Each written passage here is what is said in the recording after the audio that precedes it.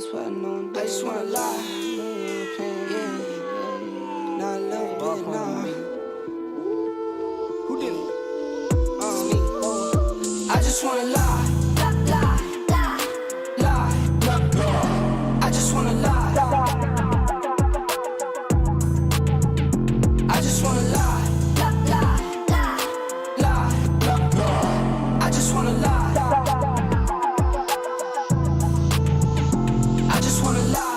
Wobble up the spot, no dance, not drunk, cause money in my pants. I just wanna lie. Sip a drink and it got me in a trance. Take the money, baby, I don't wanna dance. I just wanna lie. Got a salary up in my cargo. Push one button, make the car go. Bet I've been a man since top speed. Best kept secret, but it's time I need a spot. I just wanna lie. I just wanna lie.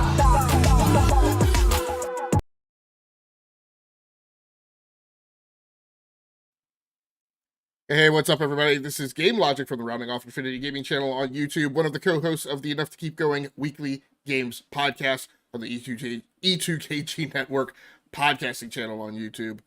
Back with another episode of the Enough to Keep Going weekly games podcast. This is episode number 278. And we're going to be talking a bunch of new stuff tonight, actually. I don't even know for certain, really, if we're going to have a follow-up segment. For those who are familiar with the podcast format, we usually hit in segment one all of the new stuff that we have been playing, and then talk news, and then wrap up with anything from our backlog. But actually, to the greatest extent this week, we've actually been playing almost entirely new stuff. Here with me, I have one member of the dynamic duo here in the co-pilot seat, Mr. Towmaster99. How you doing, Tow? I'm doing great. Thank you very much. Oh, my question is, am I Batman or am I Robin? Well, sir, you and DBQ will have to fight that out. And I guess you get to be Batman. When you're absent, when you're absent from the meeting, you get all the tasking. So I guess when you're absent from the meeting, you also get to be the Boy Wonder. Starting off the night, we're going to talk about you playing something that was announced at last week's Nintendo Direct. It actually surprised me that you jumped on it this quickly, so I appreciate you taking one for the team and diving headfirst into Nintendo's Oh So Nintendo online service. So why don't you kick us off with what you've been playing at the top of the list there, Tao? Yeah, so they had announced that the Game Boy and Game Boy Advance games were coming to the Switch Online, or Nintendo Online service. And first I'm going to talk about the Game Boy Advance games that I was playing. Really just one so far. It was a Super Mario Kart Super Circuit. And I did have a Game Boy Advance back in the day. I never did get the original Game Boy. So I did play this one originally. And it's been so long now, though, I completely forgot like all the courses and stuff. So I played a few. I think I played 2 races so far on the first cup. I think it was the Mushroom Cup. Just 50 cc's, and it's interesting because going back and playing like Game Boy Advance games, and even back, I think they had a Mario Kart on the Super Nintendo, I think it was. When you're racing on the track, and maybe this is just how it is, but instead of you like moving, like your car is moving, it almost looks like the track itself is just kind of moving, and you're kind of in place, like your character's in place. It's kind of weird. So that got a little bit. It took me a while to get used to that, just because I'd been playing, kind of Mario Kart off and on. Excuse me, Mario Kart 8 off and on these past few months. So going back to this one was kind of a culture shock, but I got used to it. And I know 50 cc's, it's not super hard. So yeah, I was able to win the first 2 matches, or first 2 races so far that I've gone through. But I like it. It's enjoyable. Like I said, I did have the Game Boy Advance, but I want to jump into some of the other. I just picked this one. I only had it like a few minutes, so I was like, I'll do Mario Kart because that's kind of probably the easiest one to get into. I wanted to jump into that and just play something at least. Not so much just for the show too, but just because I wanted to kind of see how it was. And I mean, it played fine. I didn't have any issues with anything. I was able to do that. You can do the suspend and save where you're at. So I was able to do that, and I'll just jump right back into it, once I start playing again. So I definitely want to check out some of the other games though that are on the list, which I will look up now because I can't remember. which months they were. What? Any questions on that one?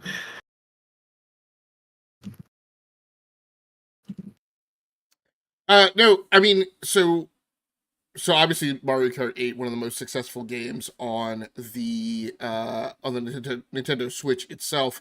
I mean, what last week I asked a lot of questions about kind of what was the, I don't want to say to a certain extent, kind of what was the point of like releasing these services on the Nintendo Switch, kind of with where the console is in its life cycle now.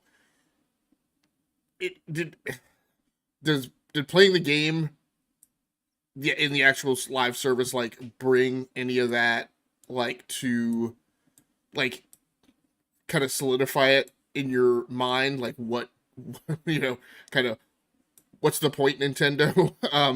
Given where the Switch is in its life cycle. I mean, how does it compare? How does it hold up? So on and so forth. Yeah, I mean, I didn't. Well, I don't want to say I didn't mind the extra, the extra payment you have to do just to get these. Initially it was okay. Like I thought, okay, you get Animal Crossing stuff, at first, and I think eventually the next big thing was Splatoon's DLC. I think came to the service, and I was like, okay, that's fine. It was kind of nice because I would have probably bought Animal Crossing's DLC anyways, so it was kind of nice that I got that coming in to the service. Uh, and seeing like how they've kind of evolved, they've thrown other games on there. I think one of the couple of Kirby games, like kind of the battle royal. Well, I won't say battle royal, but kind of just kind of battle games that they've put on there and stuff like that have been kind of nice. You obviously get Tetris Effect, or not Tetris Effect. You get the Tetris 99 on there, and this is kind of just like a bonus that they're putting these ones on there. And I know a lot of people were like clamoring for Game Boy and Game Boy, Advance. I think more so just Game Boy.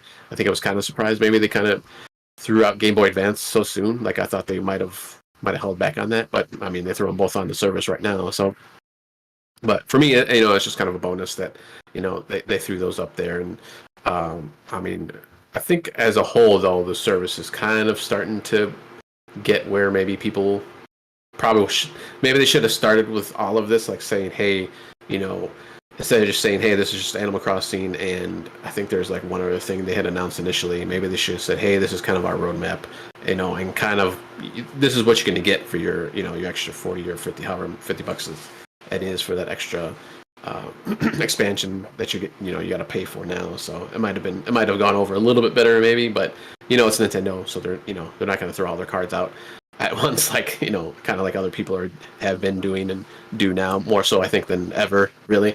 I think you see a lot of roadmaps nowadays that you probably never saw really before, and that might be one of the reasons why it's just kind of just seeing how what you're getting for the money you're going to spend.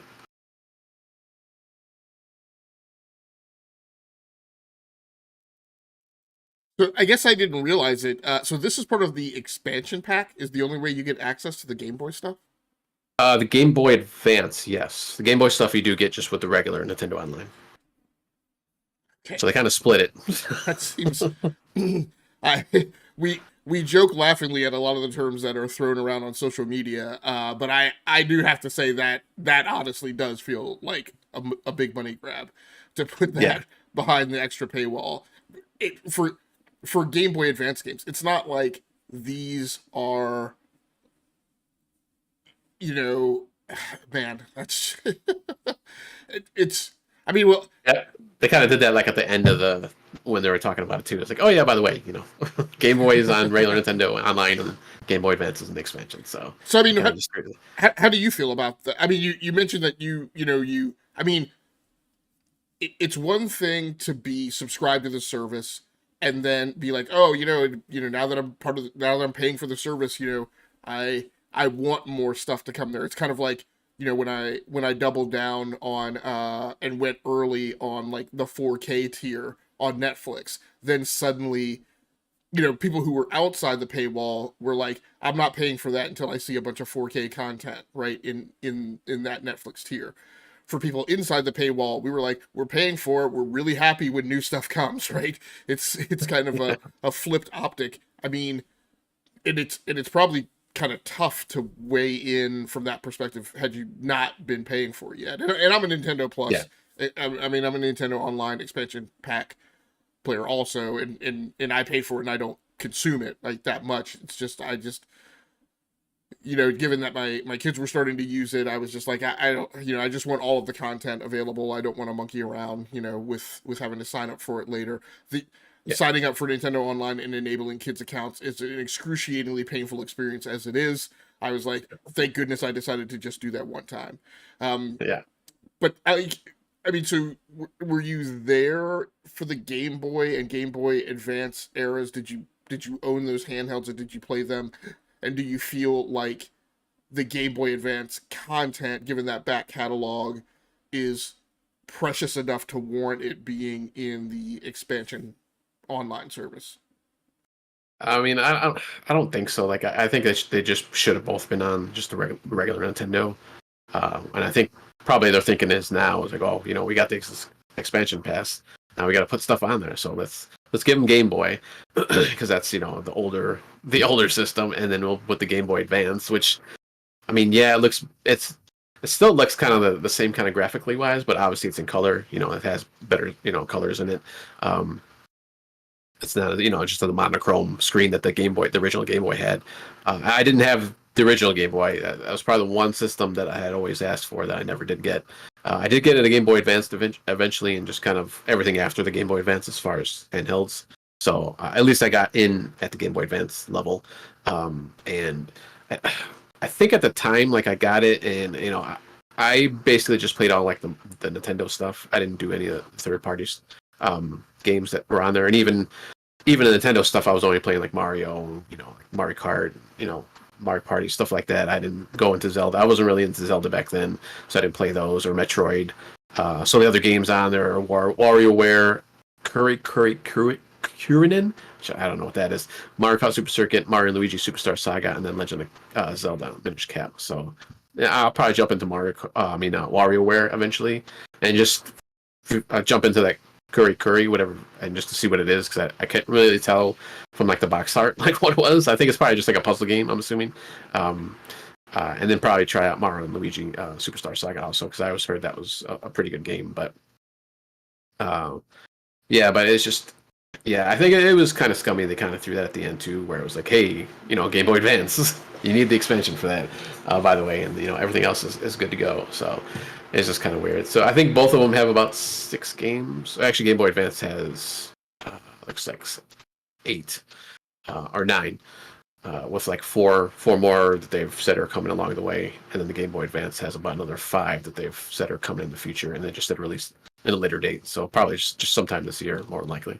Those are probably the rest of the games that are coming out, but hopefully more will be coming. And I think the whole like Nintendo, just all of the previously released games, Nintendo, Super Nintendo, the Genesis, even 64 and stuff like that. It's just like, man, they drip and drab like stuff on that service, and it's like, there's a big excitement when they first come out, and then they just like kind of just goes away. It's like I can't even remember the last time they've even said the Super Nintendo or even Nintendo games that they've released, and it's usually just something like super obscure. Like, I know there's rights and problems too with with that kind of stuff when you try to release games like that, but I mean, there's always like some super obscure game that they're gonna release, but it's like, okay, that's fine, I guess. But the one thing I do like about the service is my son, he can go back and play these games without having so he has his own Switch without having to drag out all the old systems that I have, and I think some of them I don't even have here. I have it like at my parents' house. So, and he'll sometimes want to say, hey, do you want to play co-op in this game or something like that? So it's like, yeah, sure, let's do it. So it's kind of nice that he can at least go back and play those games like that. So that's one other bonus I see in the service. And are you not a Minish Cap fan? Are you not looking forward to that Zelda? I might try it. Like I said, back in the day, I really wasn't a Zelda fan, so I didn't like any of the original Zeldas. I tried like the very original one, the first one. I was just like, I just didn't, it didn't click with me at the point. So maybe now I'll just at least try it, so just to see how it is. So, but I've heard like I said, I've heard a lot of good things about the game too. So we'll see. Okay. And I apologize for not knowing my Nintendo lore. Is Minish Cap, is that part of the Game Boy Advance service or the regular Game Boy service? That's the Game Boy Advance, yeah. Okay. Now, I mean, I know my Nintendo lore well enough to know that is a fairly... I mean, the people who love Minish Cap, and, like, if this is the only way to play it, then I can see Nintendo choosing to value that property like at a, warranting a higher tier. But man, Nintendo gonna do what Nintendo gonna do. Um, anything else on the Game Boy Advance service? No, no, that's right. That's like I said, that was the only just the one game I've tried so far. So All right.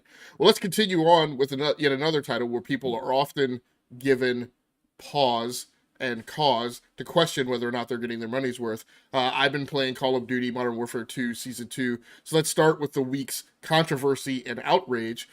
People picked up on the Activision earnings call that there is going to be a quote-unquote full-blown Call of Duty in 2023 from Sledgehammer and proceeded to flip out because they felt that they had paid $70 for a Call of Duty that was going to be the premier Call of Duty for 2 years and felt like they had been misled by Activision. And so they deserved refunds because Sledgehammer's coming out with another Call of Duty. Let me just say that sounds like poppycock. The game isn't going to change or lessen in value because another version, it's like saying, I bought this year's Ford Mustang, and because one's coming out next year, like the value's going to change.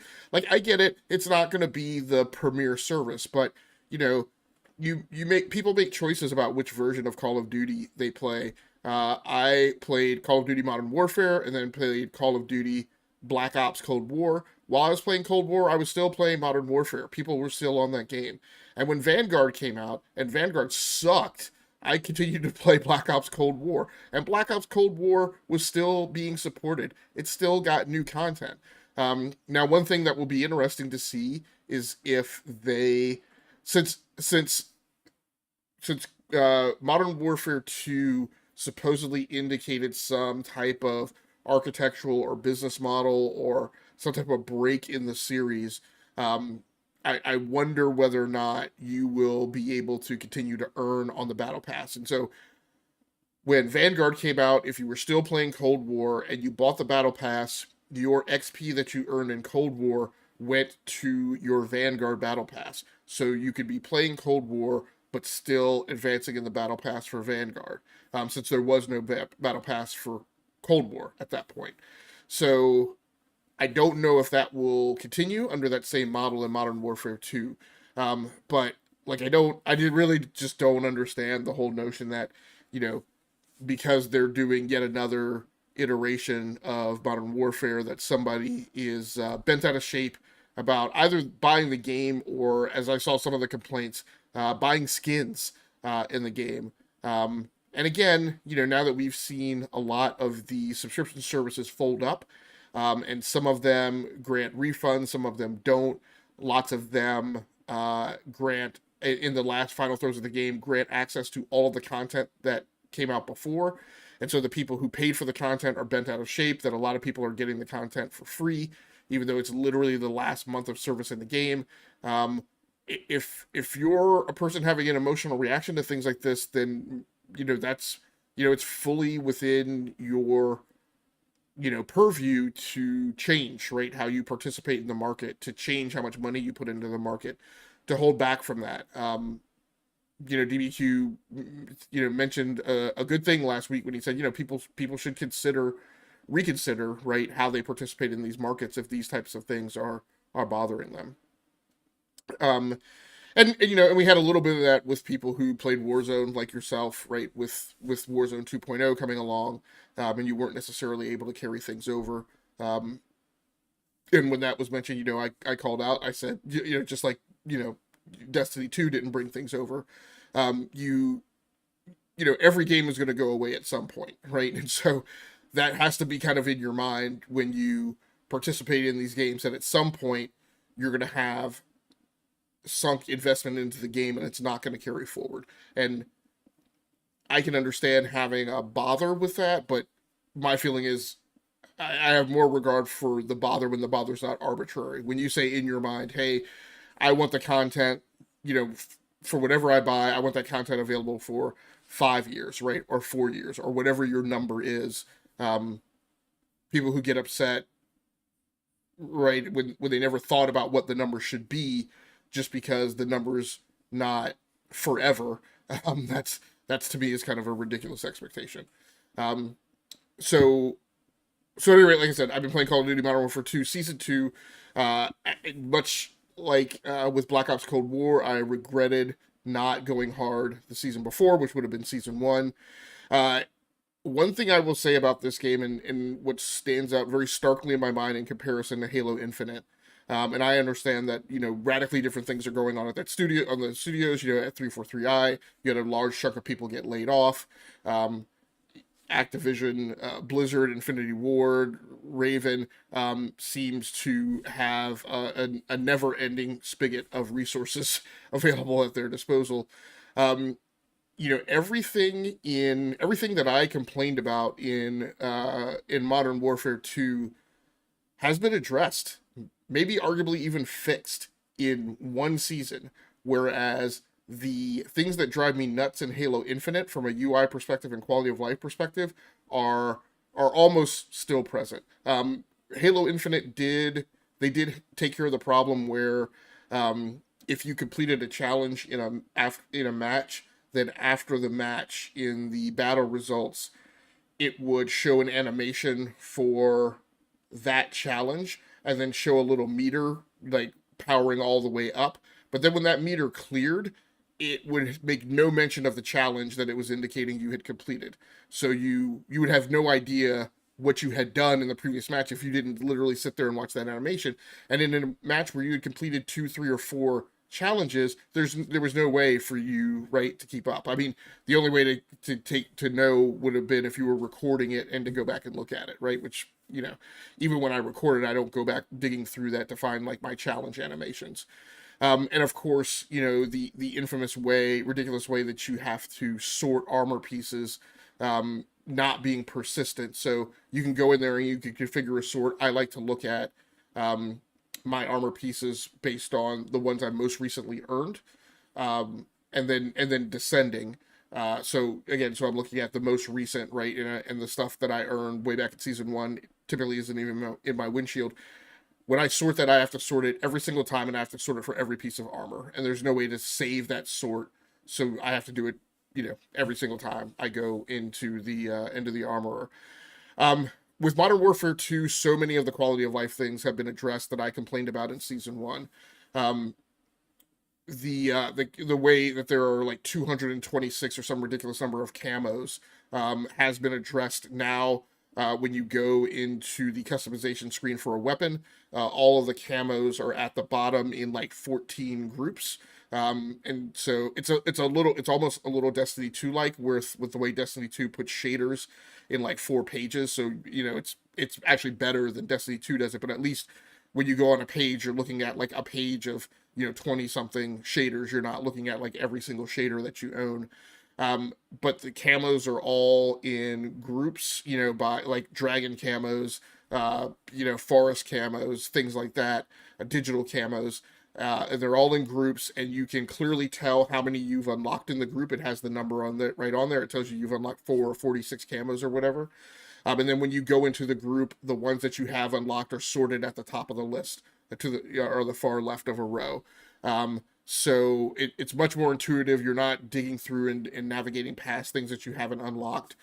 In the weapons configuration screen, one of my big pet peeves is it seemed like maybe I missed it. I don't think I did though, because now I feel like I'm consciously aware that it's present.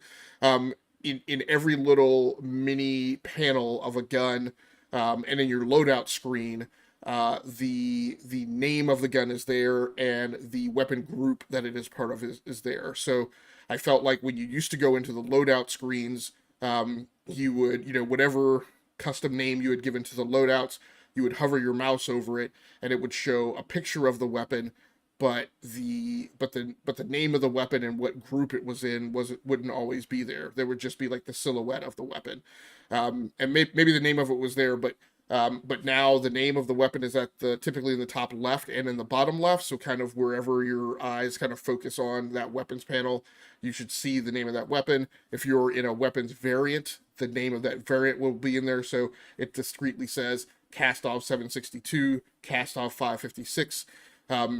and then as I mentioned, like the big thing that was a problem for me as I was scrolling through, because typically I'm not super wrapped around the axle about exactly what weapon I'm looking for in a loadout, but I may be going onto a map and all I know is I want a battle rifle, or I want a marksman rifle, or I want a sniper, and that weapons group is now clearly labeled in the box. There are different colorations for attachments that you have on, and so when you see the weapon silhouette now, instead of it just being monocolor, there are actually slight gradients of like a brighter yellow color for like if you have a scope armed or a barrel armed or a rear grip or a stock armed. They are highlighted a slightly brighter like amber, orange, yellowish kind of tint, so that they stand out and you can tell that, okay, that's a weapon that I've got some unlocks on. There's still kind of a problem to me with when you get to the end of a match and you get a weapon unlock that you cannot natively get back to that by looking at last match results. So that's a thing that I would prefer to have, but when you go into last match, all you can see is the stats. You can't necessarily see the unlock. Again, the way to get around that is you have to pay attention, right, and see what weapon you got unlocks for. So let's say you got unlocks for the Lackman 556. You don't have to memorize exactly what unlocks you got. You can go to that SMG or that assault rifle or whatever, click into that weapon. Should theoretically be a weapon that you have in your loadout. We'll talk about that here in a second. And then when you navigate to it, you can then go into the weapons platform submenu that shows the levels of the weapons in every single one of the unlocks. And you should be able to at least catch, okay, I got 2 unlocks for that weapon, and you can see which level the weapon's at and what the last 2 unlocks were, so that you can then go arm those attachments. What's interesting in season 2, and I don't think it was this way in season 1, is you will get XP, weapon XP progression against weapons that you weren't carrying and weren't necessarily using in that match. So I don't know if it seems like it's like a little bit of a residual knock-on effect. So if I go on to Tarak and I arm a battle rifle, and then I go on to Embassy or Farm, and I've got a CQB loadout with a shotgun and an SMG, it seems like, right? So I did Tarak, where I had an assault rifle or a battle rifle, and then the next match I go on to Farm and Embassy, where I have more of a CQB loadout. It seems like in the match results after Embassy, I still pop weapon XP for weapons I carried in the preceding battle. So I feel like there's like you arm a weapon, you take it, and then you continue to earn slightly reduced XP, weapon XP, for that weapon in matches following, or at least one match following. So that's kind of neat, just to help with the weapon progression, because there's like some ungodly number of weapons in Modern Warfare 2. But so many quality of life things have been addressed, that it's super helpful. And sometimes when I complain about those, people say, you're complaining about little small things. That's not really the game. That's not really how you play it. Like, look, from my standpoint, what you need to understand is, like, one of the reasons I play these games is because they let me get involved in the inventory management meta. They let me get involved in managing loadouts. They toggle a lot of things that stimulate me in games and let me to do that for a long loop of being involved in that game, right? Longer than like a Skyrim or a Witcher or whatever. I spent a long time managing loadouts in Modern Warfare 2. And to do that and to hit like a lot of the friction because the UI is bad or things are inconvenient or things are a pain, are kind of super impactful. One bug that came up this week that I'll mention is the kill cam stopped working, which heavily incentivizes campers and cheaters who now, people aren't recording and can't look back at the recording to see a playback of somebody who was cheating. It's going to be interesting to see if they fix that. Let's exclude the cheaters, but even for the campers, like I feel like, look, that's more realistic to me. You know, when you're in real combat and somebody gets sniped, you don't have a kill cam to tell you where the shot came from. So it further emphasizes the need for teams to coordinate. And what I'm seeing right now in the dynamic is like, look, when you go into a match and there's 2 to 4 people, sometimes whole squads. I feel like I'm seeing a lot more squads where everyone's on comms.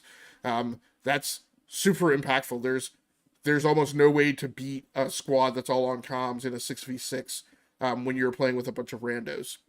The 2 new maps this season, the last thing I'll mention, because I haven't really dug very deeply into whether or not there are any new weapons this season, but the 2 new maps this season, Dome, which is actually not called Dome, it's actually called something else. I think it's called something Observatory, and the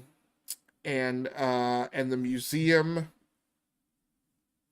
I want to say there might be one other, but at least for 6v6, there's at least 2 new maps. The Museum that was there in the beta that they took out of the game, I think because there was some controversy about the actual museum it was modeled after, being bothered that they were being used in a game about killing, and then is now back. And then Dome, which I guess is a previous map that has been in previous Call of Duties, is back as well.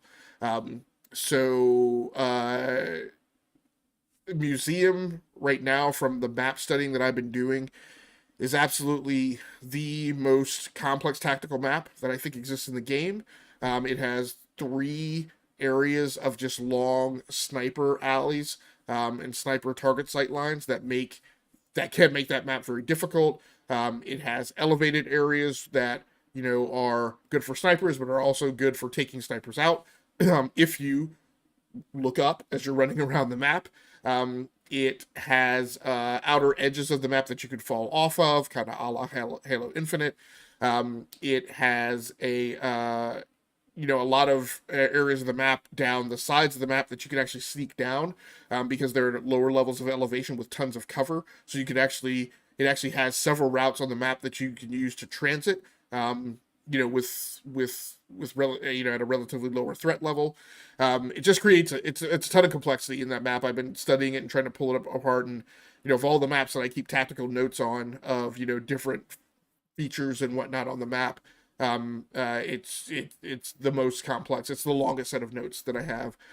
Dome is a super interesting map because there are some high points, but there are some sneaky ways to get fire on those high points, and you can actually play that map hard in terms of focusing on keeping people off of the elevated catwalk that's in the game, and there are ways to do that while you are undercover.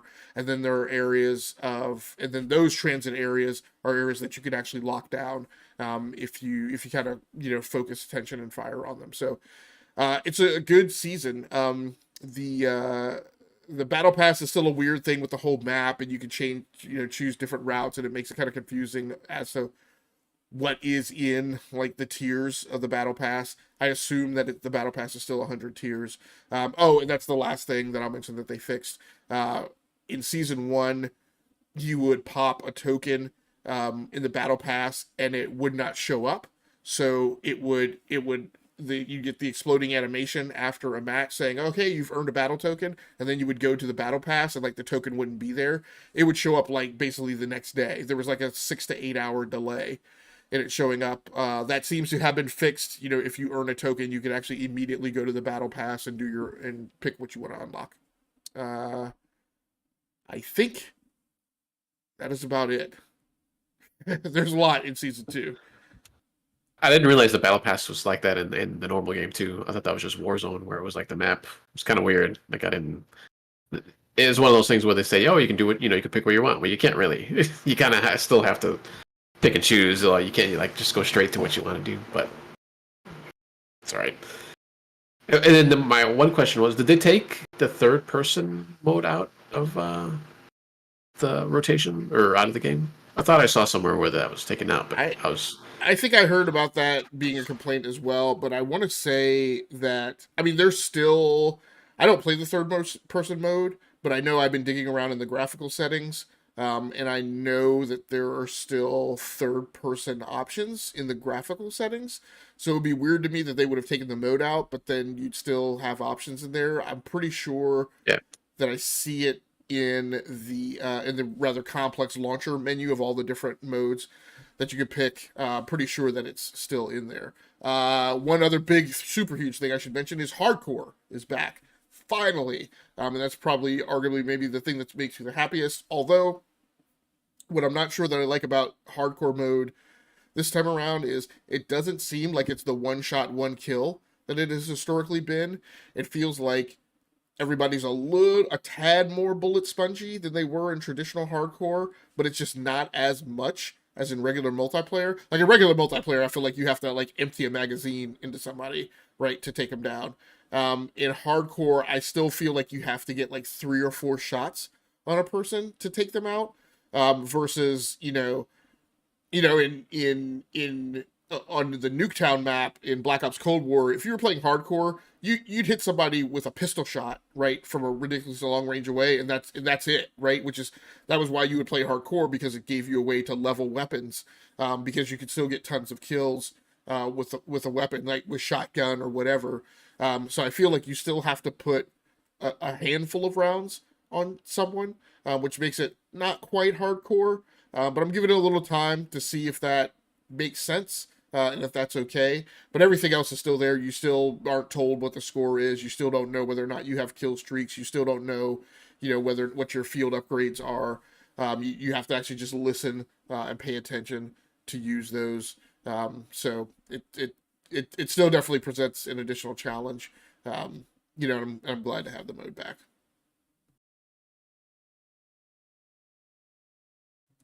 Any questions or comments, Tom? Just one other comment, just kind of going back to the beginning. We were talking about kind of people being, throwing up the pitchforks and the fire. I like how, they're getting all upset about this when Activision never officially said they were not going to do a Call of Duty. That was always just a rumor, as far as I could tell, as far as I ever saw. So I was like, I mean, it's Call of Duty. I mean, you kind of just should expect it. Like grass is green, sky is blue. You're going to get Call of Duty every year. And like I said, it was just never, as far as I ever saw, they never had officially said that they were going to take a year off. So that was always just kind of a rumor going around. This is the thing that I always say about people getting bent out of shape about a game finally announcing a release date that is later than the rumored release date, and people saying that there was a delay. There's never a delay if I never announced when the game was coming out in the first place.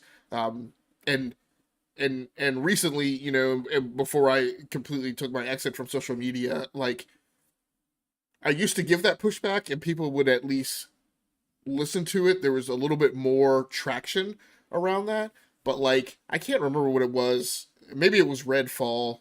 I think it was maybe Redfall. Whereas, like, you do realize there's never been an officially announced release date for this.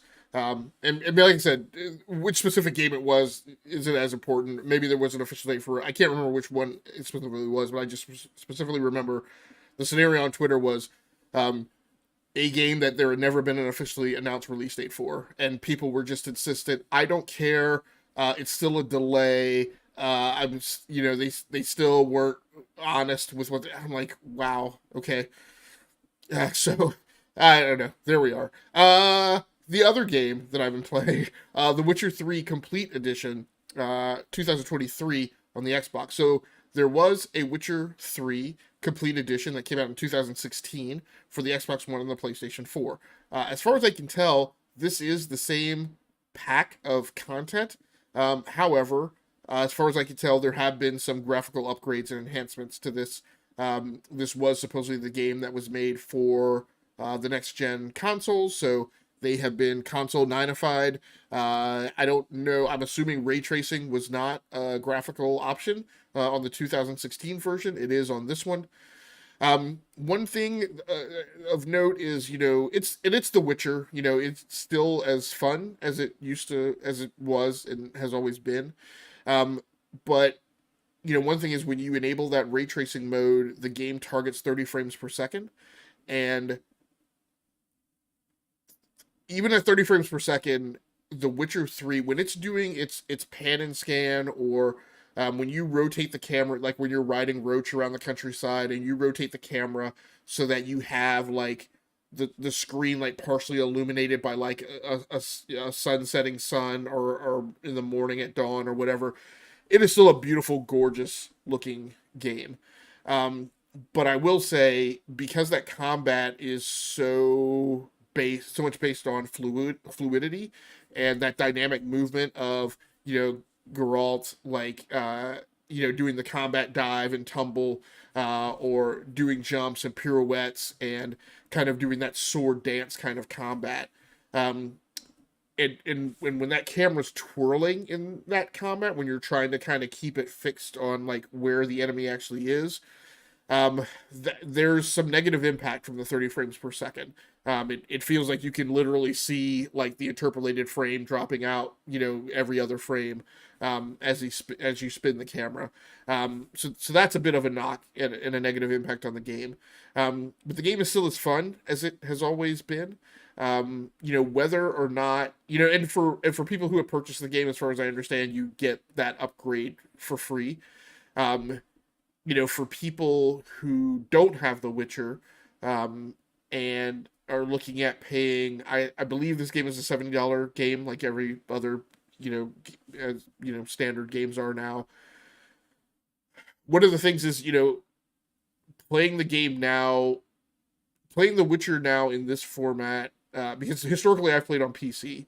And so for me, it's a bit, I will admit, a bit of the knock-on effect is that it's also me transitioning from playing it on PC to playing it on console, where there are some limitations. Just like playing The Witcher 3 with a controller feels kind of uncivilized right after playing on mouse and keyboard for so long. There are things, as I mentioned with kind of God of War last week, there are some things that are challenging to do with a controller that are just like mind-numbingly simple on mouse and keyboard. And one of the comparisons, I actually meant to make this as a correction to some things I said last week. One of the things I talked about was the difference between, why I play God of War on PC with mouse and keyboard, but play Spider-Man with controller.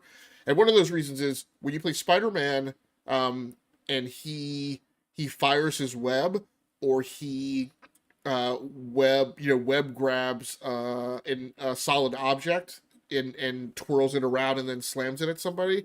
All of that happens with auto targeting.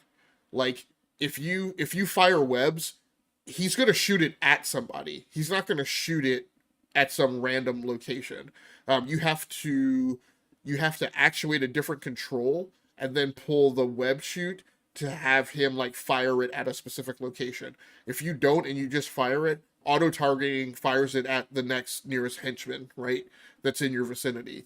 When you grab like a manhole cover with your webs and like swing it around and then slam it, he doesn't slam it at a random point on the ground. He slams it at an auto targeted henchman, right? Whereas with Kratos, if you have to aim the axe doesn't just automatically target, right, the next nearest thing that you're fighting. If you fire it off in an errant direction, it's just going to clang on a wall or the ground or air, right? And so that's what I meant when I said it's more like a shooter than a third-person action adventure game. With The Witcher 3, there's not auto targeting, right? Geralt can kind of whiff at air, and so there's a little bit more effort. And this is one where I'm bad to an Elden Ring. I think there is an auto targeting. There's a lock-on feature that, just like in Elden Ring, 99% of the time I go into combat, I forget that there's a lock-on feature. So I haven't even actually used it at all in The Witcher 3. And so there is a need to kind of rotate the camera, right, manually, if you don't remember that, to kind of try and keep track of like enemies you're fighting. And when you're doing that, like the 30 frames per second, has an impact. Because of not only that, and for me, the transitioning to console, I feel like this is the first time I played The Witcher 3 that I'm very conscious of that design and that implementation now feeling antiquated, right? That game's now 8 years old. There are aspects of it that I feel like, whether it's because I've spent so much time dabbling in it before, but I feel like between the graphical fidelity, and the campaign structure and the weird super tight coupling it has to trigger events, where if a triggered event gets bongled up, then that can just totally like disintegrate the whole fabric of a side mission. I just feel like, you know, that may not be the best choice for a new player looking for an action RPG to play. There might be better choices to make with what's on the market today. Any questions on The Witcher 3, Tao? No, that's another game like most games I gotta get back to on that one. And it might be good to get back into now that I have, you know, that updated version. So I do have it on Xbox, so I should be able to, I think, download those assets. Yep. And then the other big shooter news this week, you and I have both dipped into Apex Legends. Season 16, I think called Revelry, has finally brought Team Deathmatch. So what's been your experience with Apex Legends TDM? So I've only played a handful of games, like maybe 5 or 6 games. And surprisingly, well, there's only 3 maps right now. I've only played the one map, the Habitat 4. So, and just playing that map, it's like, I just feel it just from playing Call of Duty and those type of games before. It's just way too wide open for me for like a team deathmatch kind of a match. Now I don't know about the other 2 maps, if they're either even smaller than that, because obviously, you know, Apex Legends Battle Royale game is a huge map, but obviously since team deathmatch, they shrunk it down, kind of like they did with the what was it, the control maps that they had, control point. I think, well, you had to, take control of certain points on the map.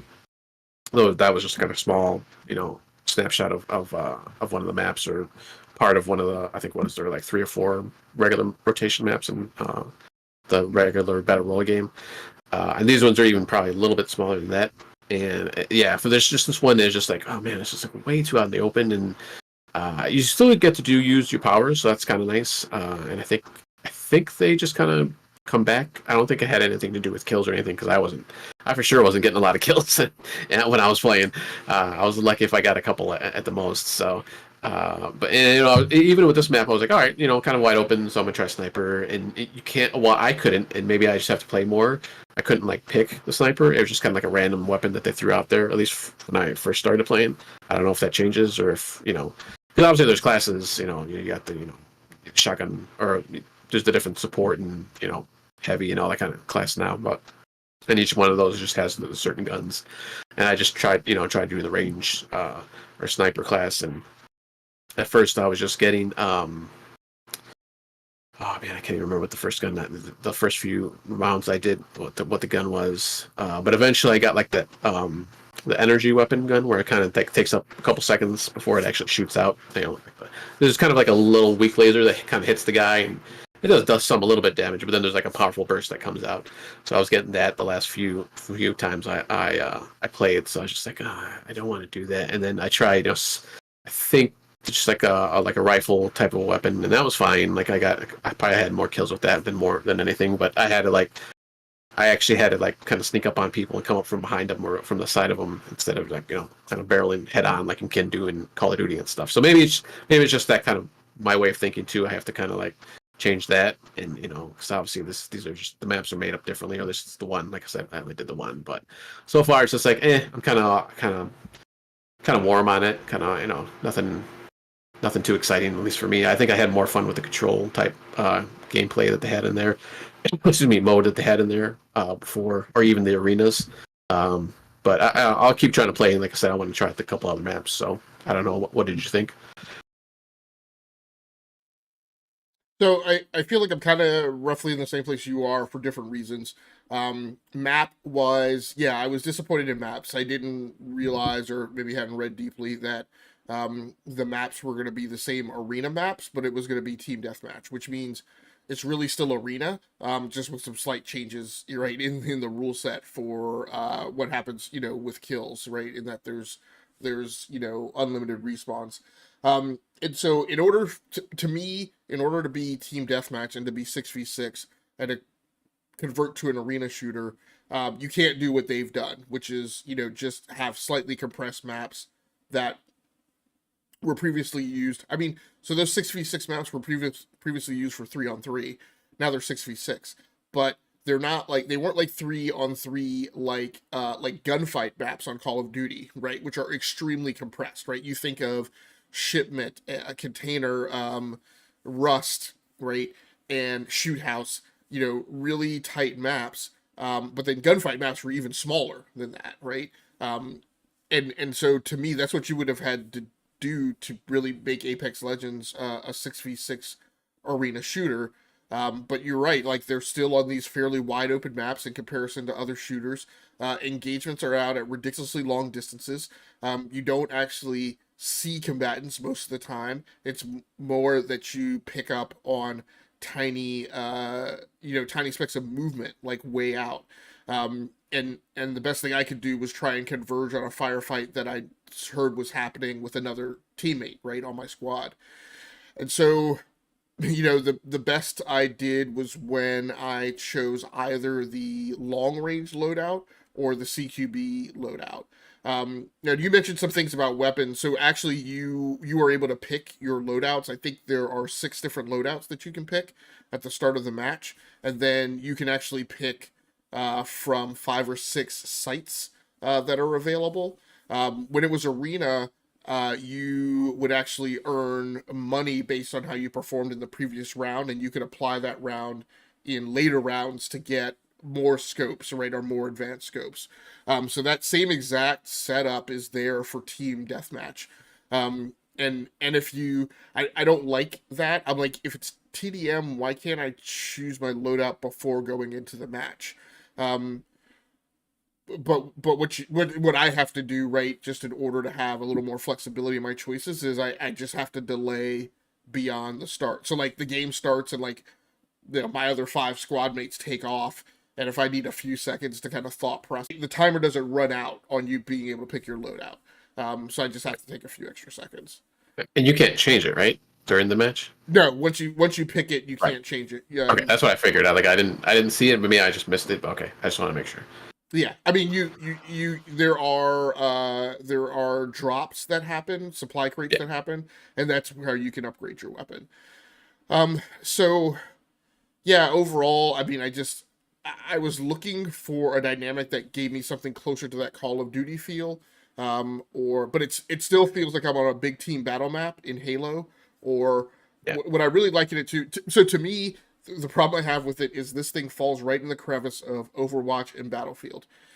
It's still a hero shooter, so there's still some kind of contrivances in how the game works in some of the hanging on pieces.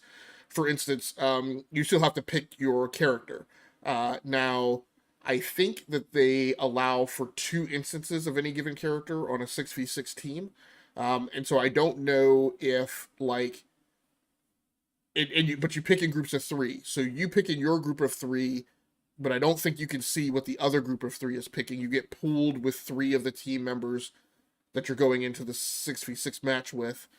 And so I haven't been able to determine whether or not like within half of the team there cannot be 2 octanes, but there could be 2 octanes or 2 lifelines in one group of 3, and then another, there could be one in one group of 3, and then the other one could be the other group of 3. I don't know quite how that works. So you're still limited on that, and still have problems if like somebody picks you the character that you were planning on picking. And so there's still that. And so, if you wind up having to pick a character that you're not familiar with their power set or whatever, then that can be a thing. But then the other problem I have is, as we've mentioned, right, with the matches, a part of your time is spent in transiting back to the fight, right? If you get taken out, it's not as bad as Battlefield. I've talked about how in Battlefield, within a 120-second do loop time, if you get a kill in that, right, probably 40 seconds of your time is spent just transiting back to the fight. Right, and if you add that up in a 15-minute time block, that becomes a problem, right? That's minutes of your time spent just getting back to the fight. Whereas you kind of don't have that problem in Call of Duty, right? You spawn, and within less than 5 seconds, you're back in the firefight. And that's part of the reason that do loop feels satisfying. But in Apex Legends, it's not quite as bad as Battlefield, but there's still a significant chunk of time, right, that compiles and adds up that you're just transiting back to the fight. And when you're not good, sometimes that means you spend a ton of time running back to the fight just to get killed all over again, right? So, yeah, I spent a little bit of time in it this week. I keep trying to come back to Apex Legends and finding some love for it, but it keeps falling in that Monster Hunter world. What's the other game? It keeps falling in that Monster Hunter world Souls game mold, where it's like each time they come up with a mode, it feels like they're saying to me, all right, here's the Apex Legends mode for you. And then I go into it, I'm like, no, it's still the same old crap that it was before. So they've done that twice now, and I've walked away. Like I said, I enjoyed arena mode, but like man, as much as the ping system came out of those games, and it feels like those games were oriented to try and force teams to communicate, even if they were teams of randos, it still feels like you go into that game and it still skews, and this is what I meant by it feels like it skews towards that Overwatch side. The Overwatch effect is where it's a multiplayer, or Valorant, right, or a lot of the Riot games, it's a multiplayer game, but it's not a multiplayer game that I'm willing to queue solo. It's a multiplayer game where I feel like I'm only interested in playing it if I'm playing it with other people that I know.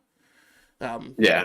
It gets hard because of the powers, because of the special abilities and stuff. Because you gotta it's this whole other layer of things you gotta I don't have to worry. Okay, in Call of Duty or even in Battlefield, all I have to worry about is the gun. Okay, here's an attachment. I know what this attachment does. I can put this on any maybe a couple of guns or something. Maybe not all of them, but then there's then you got the powers, and then like each person has 3 different set of powers. It's like, oh man, I gotta remember all these things and what counters what and all this other stuff. Yeah, I mean I get that part.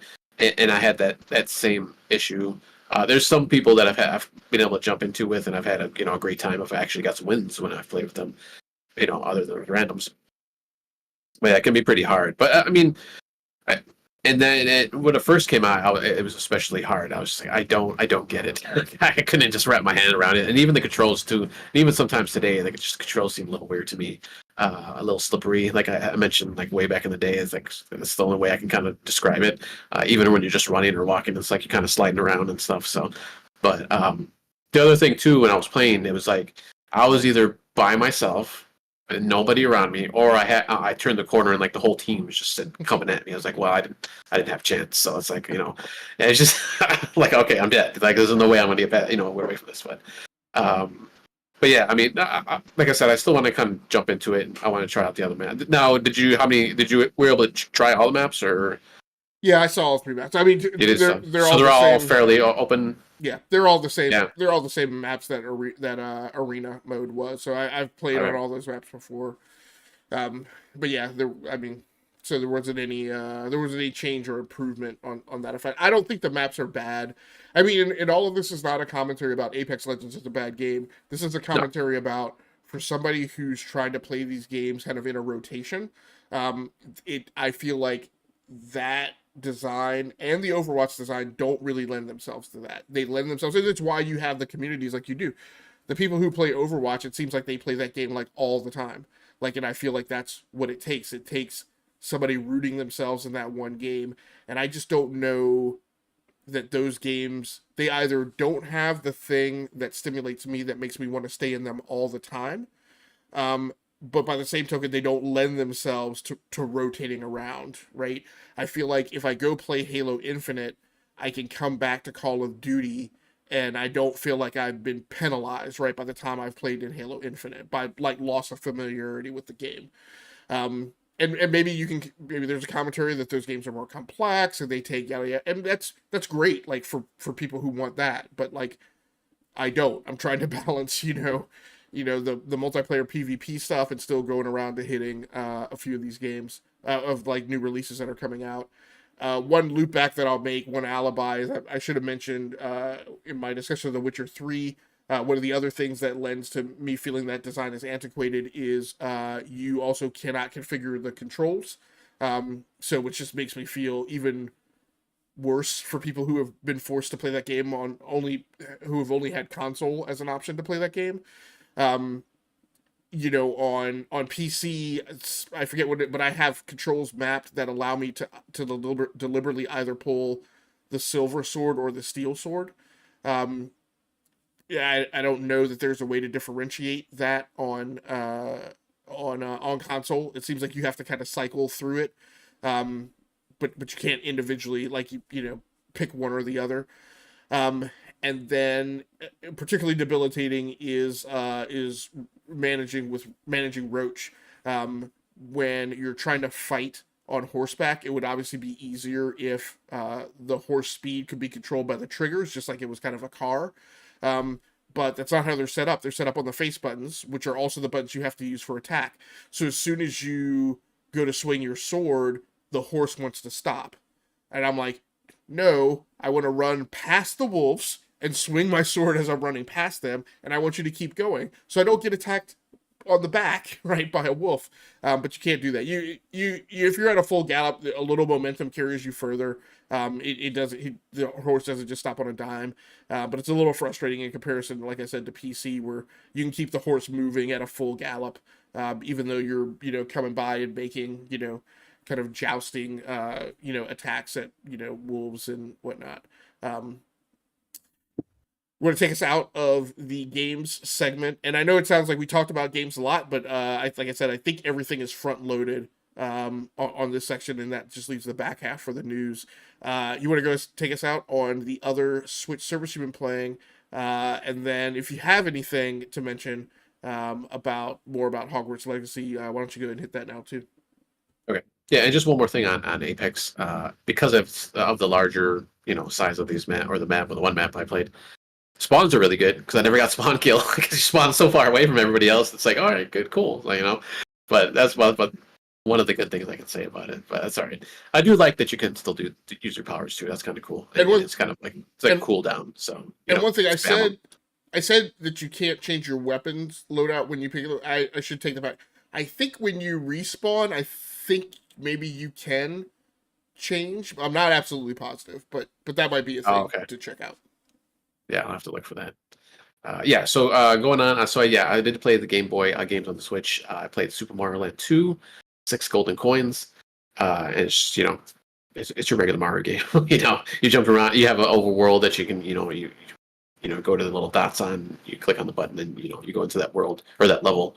And I've gone through probably once again like another 5 or 6 dozen so or half a dozen levels on there in that game. So. A lot of the enemies I didn't since I never played the Game Boy version of Mario games, I just don't recognize there's a lot of bug type enemies, at least in this first stage. So obviously you have your Goombas and stuff, but then there's these flies and these weird water creatures when you get to it. Oh, it's not even water, it's this. It looks kind of like slime. Actually, I think that's what it is, because not only is it on the ground, but there's sections where you have to jump up into it, and then you kind of hop a little bit to get through certain areas because of spikes on the ground. Otherwise, you die right away if you hit those spikes. But it's kind of nice to see some of these enemies I've never seen before, and mixed in with all the the regular recognized enemies. And I think I've only hit one other than the normal fireball power up. There's one other, I think it was a feather or something, which made me do a kind of a spin move so I can land on top of a block and break it instead of jumping up and breaking it. So, and that was it. You do a twirl, kind of like when you have, I think it was in Super Mario Land on the Super Nintendo, where you're able to spin when you had the cape. So it kind of feels like that. So I don't know if that's where they got it from or if that was an evolution that they brought into the Game Boy game. But I don't know if I'm assuming there's other power-ups that I'll be able to get other than just those 2. So we'll have to see. But once again, just a few levels that I've done that. And then the second game is Tetris. Classic, came with the system back in the day. I believe there's a Tetris movie coming out, which is kind of goes back to the story of the guy when he's actually trying to. I think it's the American who's trying to get the developer to bring it over to the US and have it partner with the Game Boy. So it looks kind of good. So I'll have to check that out. But play Tetris. I probably played Tetris the most out of all 3 of these games that I've been playing on the Nintendo Online service. But it's just normal, blocks falling down, and you gotta, put them in, different shapes and stuff, or different areas to clear off, a level or clear off a path. So, uh, classic, you can't beat that. Like I said, I probably played more of that than either of the other two. So, and I'll probably continue to play that because it's just, it's just fun. And I think you can play 2 players on that one too. So maybe I'll have to try to play with my son or my wife at some point. So, kind of dueling Tetris Eye or Tetra Eye, however you say it in the plural version. But yeah, I had was having fun in those games. Once again, I think on the Game Boy side. Let's see if I still have that website up. The Game Boy side, you had Tetris, Super Mario Land 2, you had Legend of Zelda, Link's Awakening DX, Gargoyle's Quest, Game & Watch 3, Gallery 3, Alone in the Dark New Nightmare, which I don't remember that one being in the initial announcement. Metroid 2, Return of Samus, Wario Land 3, and then Kirby's Dream Land. So, and then there's another 4 that they have coming up at some point. So look out for those.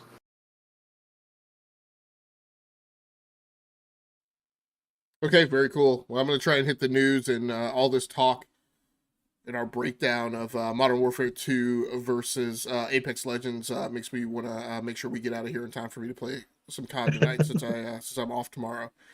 Nice. Our first news story up over on Eurogamer by Matt Wales. Firaxis confirms new Civilization in development as XCOM designer Jake Solomon departs.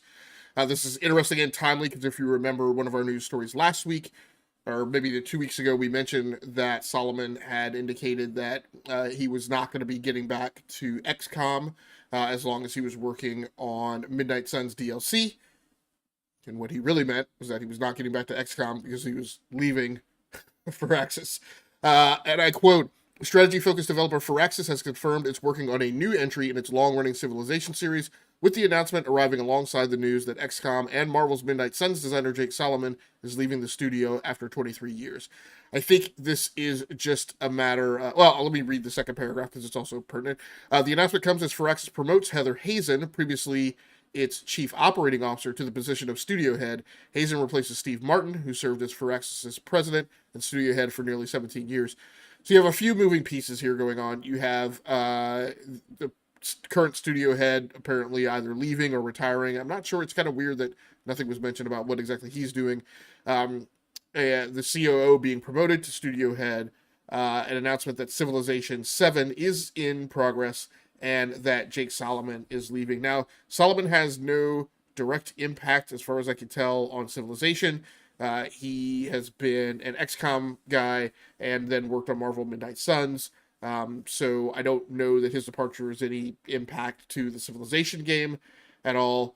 As Swissguard and I are often want to say, there's always room in our lives for more Civ. It's super interesting to see, what they're going to change up in the formula this time. I've actually been really impressed by how across 4, 5, and 6, there were actually some pretty material differences after I felt like that game had kind of gotten stuck in its ways between 2 and 3.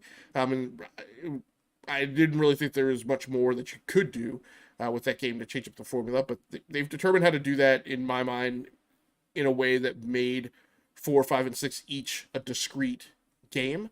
Like, whenever I put 5 in my rotation queue, I don't feel like it satisfies me. I feel like I'm, in terms of, like, did I spend enough time with 4? Like, it didn't feel like it superseded 4 for me. I feel like it's not a substitute. I still need to go back and spend time with 4, in the same way that 6 doesn't make me feel like, I'm glad I'm playing 6, I don't need to worry or feel bad about not having played enough time in 5. This is a 2K studio,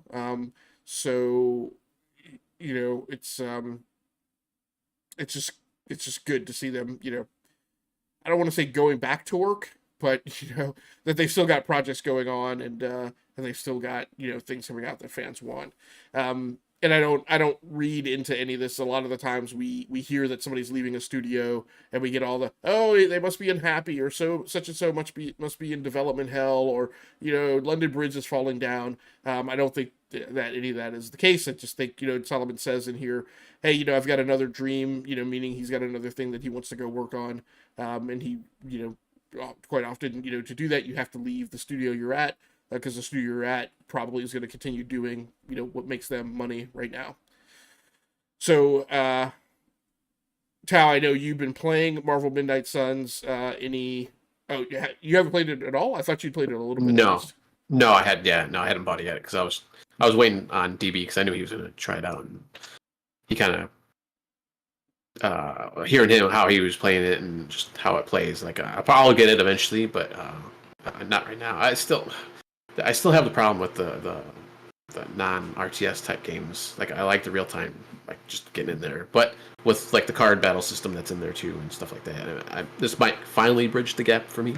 Like I tried Civ 6 and it was fine. Like it was fine what I played of it, but it's still like that waiting just kind of killed me. Like you have to wait for stuff, especially in the Civilization. It's just like, oh man, like there's like 9 turns before I can ever do something. It's like, come on. Like yeah, you could do other stuff, but it's like I want the specific thing I need to do right now, but I can't because I have to wait. So, but yeah, we'll see. We'll see in the future. Okay, next story of the rundown over on Games Industry Biz. This by Christopher Dring.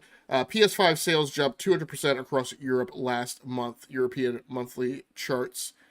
Console and PC game sales down sharply, in part because of the absence of a new Pokemon game.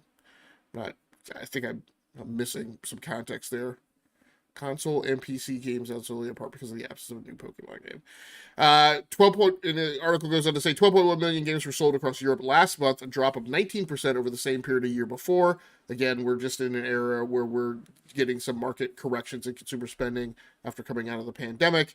People just don't have as much time to play video games when they're being told by companies like Activision to get back to the office. I continue quoting, this is based on GSD market data, which tracks all physical game sales across major European countries, plus digital game sales from most AAA publishers. Full details at the bottom of the article. Okay, now I get it. So one of the things they mentioned is that in calendar year Q1 of last year, I'm saying calendar year Q1, it's really just for the month. I guess for the month of January of last year, you had Pokemon Legends Arceus, which was obviously a huge seller. And so with no comparative Pokemon iteration on the market this year, you would assume that it would be natural for there to be fewer sales this year. You release a blockbuster game in a month that is, and not a typical month like January. Sales would be down. Still, we've commented on this podcast that there have been far more solid releases in the month of January than we are normally accustomed to. You've got all of the things that we just mentioned with new seasons starting off that should have driven a lot of consumer spending on the market. You had Hi-Fi Rush that got shadow dropped. You have The Witcher 3 coming out in its kind of faux remastered version.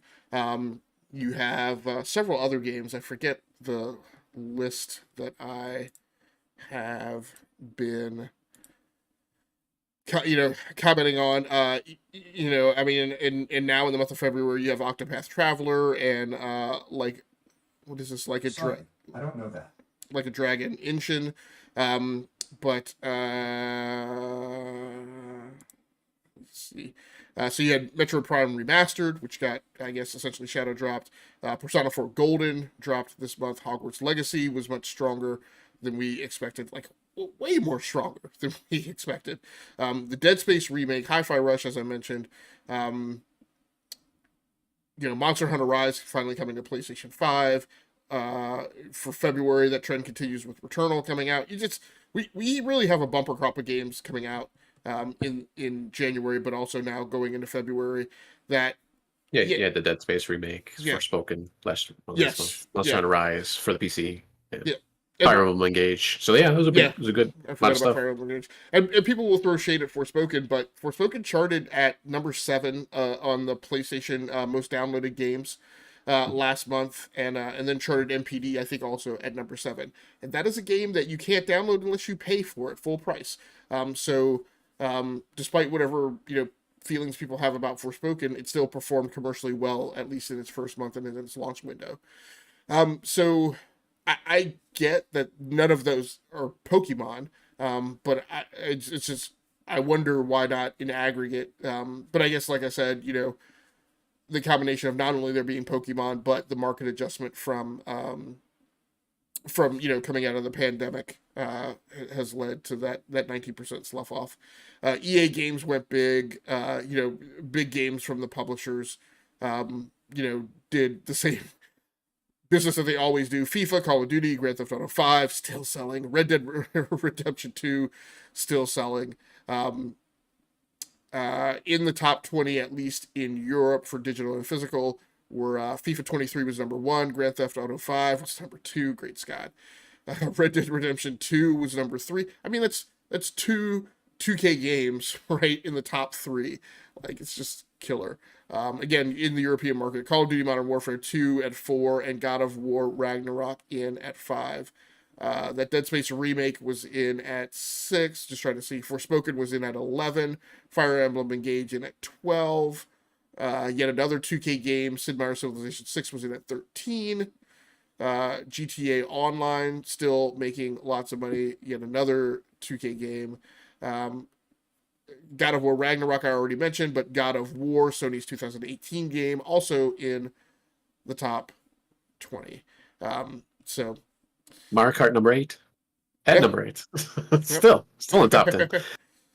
And Along there with GTA 5, they're still up there. And the big word, word on consoles is, the article talks a lot mostly about software, but the article title was PS5 sales jump 200%. Now that Sony's getting consoles on the shelves, they're selling like gangbusters. So it'll be interesting to see how that turns out in the comparison between like the Xbox and the Nintendo Switch. Nintendo Switch, obviously, having held the crown for much of the pandemic, as both the Xbox Series X and the PlayStation 5 struggled with supply constraints to get numbers on the shelves, but we're starting to see that kind of turn around. So the race for the remainder of the generation will look different. Over on FOSS patents, our next story, Sony is officially fighting Microsoft's subpoena in FTC's Activision Blizzard merger case. Public filing confirms PlayStation maker brought motion to quash on Friday. I'm not going to go into this into a ton of detail. The Activision Blizzard merger is kind of like an episode of 90210. There's always something going on in that soap opera every week. Recent goings on, Microsoft subpoenaed Sony to appear at the FTC Activision Blizzard case. I think Microsoft has a hearing in Europe this week, I think, to actually provide testimony for their case. Microsoft, not only subpoenaed Sony, but then also asked to see compensation records for executives within the PlayStation division. I think a lot of people made a lot of, goofawing at that. I think that my guess is what they're looking for is they are looking for what and how PlayStation executives are incentivized to do with pay, how they are to interpret their performance, and I wonder if what they're digging for is if there's some type of incentive pay around exclusives. If you successfully negotiate locking down a title as an exclusive to the PlayStation platform, that your part of your bonus is figured on that. I think Microsoft is trying to paint this picture that their focus is to put games on as many platforms as possible, where Sony's focus is to keep as many games on its own platform as possible, and to try and sway the regulatory commissions that its approach is actually less anti-competitive than Sony's. Not saying that there's any weight of water held in such a legal tactic or strategy, but I think that's what they're going after when they ask to see compensation records and bonus incentive plans for executives. Tao, anything else you want to mention on this article? No, I didn't have anything else on. Okay, and you've got one more news story to carry us out for the night. Yes, so some Activision news, some good news, I guess. Diablo 4, or actually I should say Blizzard, Diablo 4's open beta begins on March 24th. Well, I'm sorry. There will be, it's kind of an early access if you pre-ordered the game. So on March 17th to the 19th, every console, PlayStation 4 or 5, Xbox One, Series XS, and PC will be able to, those people will be able to play it. You'll be able to play the, let's see, so it's the game epilogue and like the first act that you'll be able to play, and then on the 24th, that'll be open beta, so everybody will be able to play the game at that point. I don't remember if there was I thought there was a Switch version announced too, but I guess there's no preview for that one. It's just all the PC and all the other consoles. So 17th through the 19th for people who pre-ordered, and then March 17th through the 19th, and then March 24th is the open beta. So I'll try to actually get into that, at least on the open beta, because I didn't pre-order it, but I did like 3. 3 was my first Diablo that I ever played, so I really enjoyed it, and I'll probably pick this one up too once it comes out. Any interests in Diablo at all, or at the preview? I do have an interest. I really have been wanting to get back and get Diablo 3 into my rotation, and actually I bought the Diablo 2 remaster last year, which I haven't spent enough time into that I want to get back to. But I'm also comfortable and confident enough in Diablo 4 is going to be what Diablo 4 is going to be. And there's no need for me to personally participate in the beta. I feel like there's enough advertised on what's coming down the pike, and I just need to see if it sticks to the landing. Whereas, when I've played, when I've played certain other betas, it's been because there was much more of a question about what those games were going to be, and how they were going to turn out. So I'm comfortable letting other people wait in that pool next month. Interesting choice in March. If anybody wonders why that might be a strategically good month to run a beta, is that will cut across spring break for some people. Some states will have high schoolers on spring break during that time frame, but also, some college campuses that'll be cutting across their spring break as well. And so, people will hopefully have some downtime that they can participate in that stuff. And then they also mentioned this article from Engadget that Blizzard will have a live stream on the February 28th to give more information about the beta. So check that out. All right. Like I said, it'll hit spring break for some. For some people, it'll hit some type of midterm or exam week as their spring break comes after that, and that will suck for them. Just because they may be buried under academic water and may not have time to play the beta. But you'll be able to hear about it from some of your friends in other states who get to play. So, Tao, anything else that you would have mentioned, either game-wise or news-wise? I forgot to mention before, I have been playing a little bit more of Hogwarts Legacy, and I will just say, and I don't say this often, this is a great game. I'm having a lot of fun with this game. I've gotten to the point now where I have my broom so I can fly around the open world a little bit more. There's a lot of fast travel areas or fast travel spots that you can do, like a lot more than I've seen in any other game. But getting the broom, like I could just fly around and my Skyrim Send of Mine, and I could just fly around and see, I'll see something on the map. Oh, I'll go to it right away. I'm just not walking like I was before. So, and it kind of just throws things at you. I shouldn't say throw things. It kind of builds up things at you. So you get your powers at first, just basic ones, kind of, you can shoot fire and you can push things away, pull things towards you. And then now I've gotten these dark arts powers where it's a lot more like the first basically fire move I can do is kind of just like a short burst, so I have to be close to a person or an enemy. Now I have like a fire bolt that I can throw, across the map or whatever, across the area I'm in. And it just kind of builds on the powers, and then it's like, hey, you got these powers, and now I got the broom.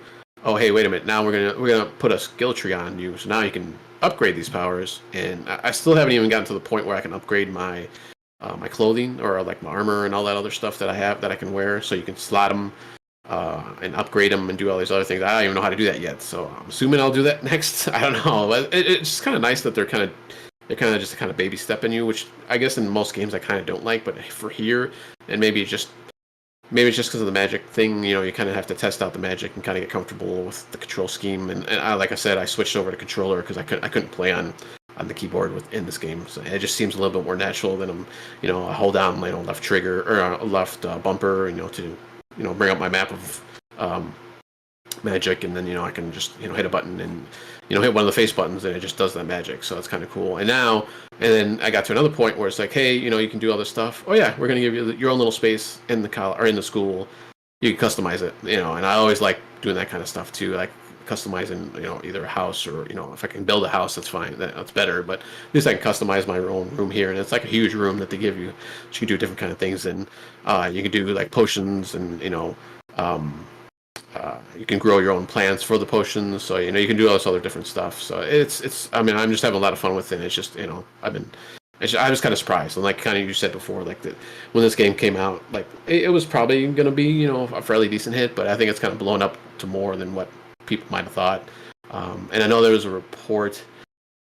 I think I saw it in a couple different places, a couple different articles where the people who made the game, I can't remember who it was. I'm sorry, I forgot to look it up, but they were saying there was no planned DLC for the game, so it'd be interesting to see if they actually do, like, oh hey, maybe we should put something else out there, because it kind of seems like there's certain things in the games that you can't do, and I don't want to give it away because it kind of deals with the story too, but a very popular sport, let's say, that you can't really do in the game right now. So I kind of figured, oh, it's probably going to either be unlocked later in the game or maybe it's going to be DLC. But I mean, supposedly it's not going to be in the DLC, so I don't know how that's going to work, or maybe they kind of knew that was going to happen, or maybe they're just going to bring another game about that out later, or so I'm just we'll see what happens with the DLC part of it, and if they change their minds, or if they just go on to making like Hogwarts 2 or whatever, or make an expansion like they used to do back in the day, so to kind of add on to the game.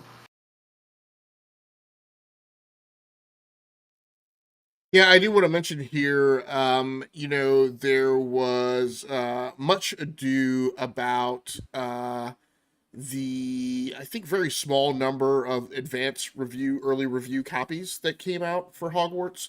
There was an effort, I think, to try and make a voice track around this game, that it was another Cyberpunk 2077 getting ready to happen, that it was an indicator that it was a bad game.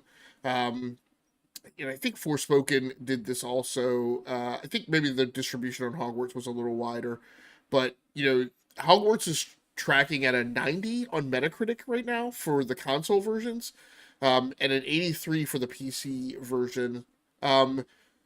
This is just one of my things that I always say and I always double down on, which is wait for a game to come out, let the reviews speak for themselves. If you're not the type of person who looks at a queue from reviews to determine whether or not you should at least attempt a game, then attempt a game with eyes wide open. But do one of the other. Don't go into a game with bias based on what you've heard, and don't make presumptions about a game and try and submerge it based on hearsay and rumor until you've tried it yourself. This is, as you mentioned, like I'm very surprised, because I'm one of the people that said, look, and I mentioned all my caveats and care that should be taken for talking negatively about a game before it comes out. I also feel the same way about being overly exuberant about putting a game on a pedestal with no justification. And so lots of people did this with Starfield. Starfield was placed up on a pedestal when we knew absolutely nothing about that game and hadn't seen anything about that game. And then the first artwork and first like pre-roll trailer that we saw, which was seconds of a person climbing into a spaceship, was cause for many to claim that it was the next coming. And I'm like, maybe we ought to maybe pump the brakes on that a little bit. And Hogwarts has been up and down. There were lots of people who were like, day one, this is it. A lot of people who've been throwing out game of the year.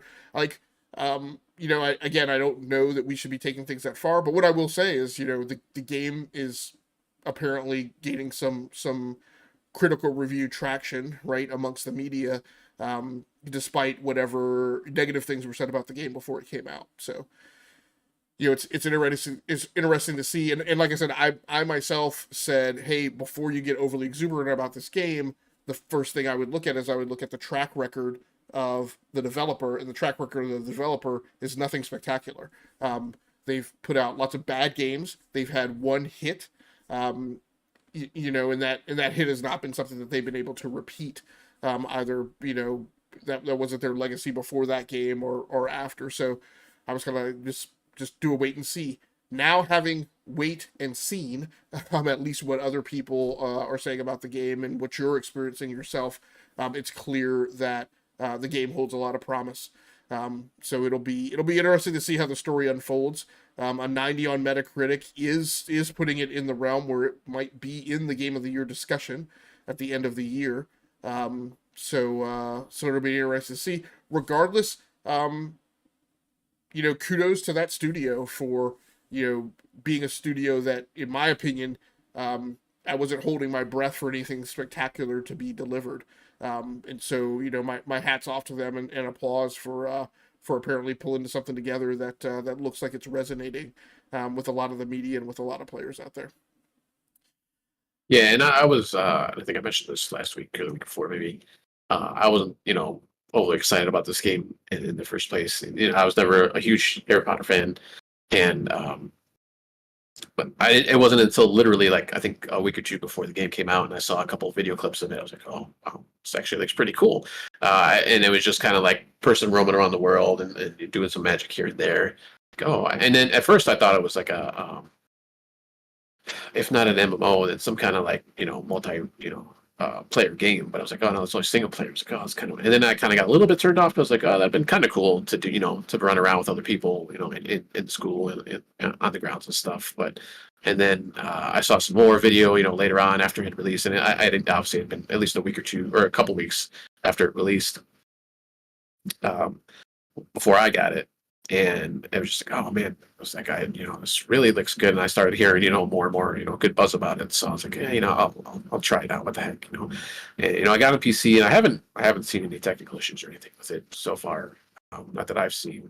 And there's been a couple of updates so far, I believe. Kind of weird though, because usually Steam, when you click on the game in Steam, it kind of tells you what it is. But I haven't said that though for some reason. I have to kind of look around on the web to figure out what the updates were for. So I don't know if that's just this game or what. But like I said, but I haven't seen any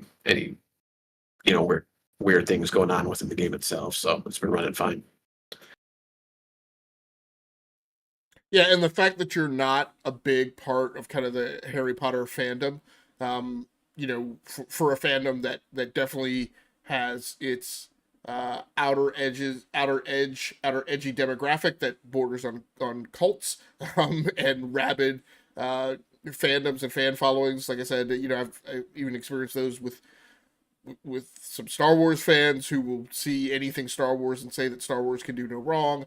There's definitely environs that are like that around Harry Potter, and that to me gives your own feedback a little more credence, right? Because I know that you're not looking at the game through kind of shiny lenses. There are definitely going to be fans out there who love everything Harry Potter and will say, Hogwarts is great just because it's Harry Potter stuff. So, yeah, definitely. Yep. Well, that's going to do it for us, folks, tonight. Thanks so much for joining in. Glad we had a chance to maybe talk about games even more than we usually do.